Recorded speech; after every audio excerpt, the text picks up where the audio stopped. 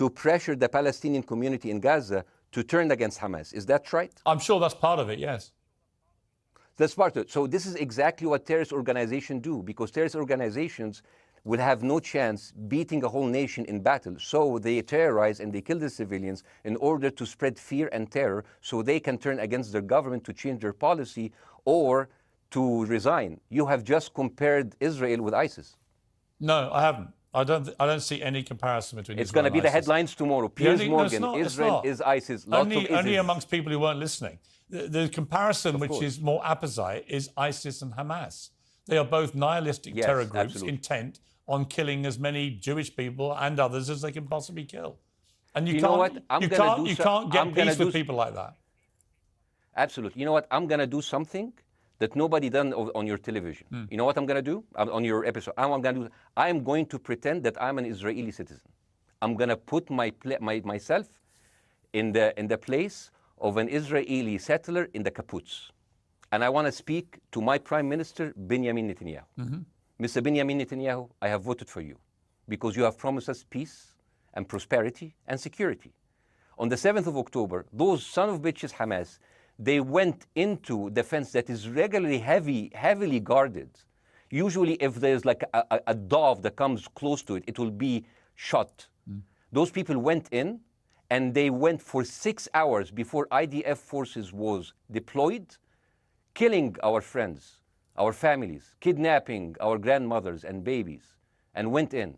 I want to ask you, Mr. Prime Minister, after you have fractured the Israeli community and you have fucked our courts, our Supreme Courts, what are you doing with the money being given to you, to the United States? Also, you are carpet bombing Gaza with absolutely no regard to our hostages, our people. I heard a rumor in the kibbutz that you're doing that you let that happen as an excuse to carpet bomb Gaza, so you push them into Sinai. And I didn't believe it. It's like, not my prime minister. He can never do that. And then I watched an interview for Danny Ayalon. He was your chief advisor. He was also the Israeli ambassador to the United States. And you know what he said, Mr. Prime Minister?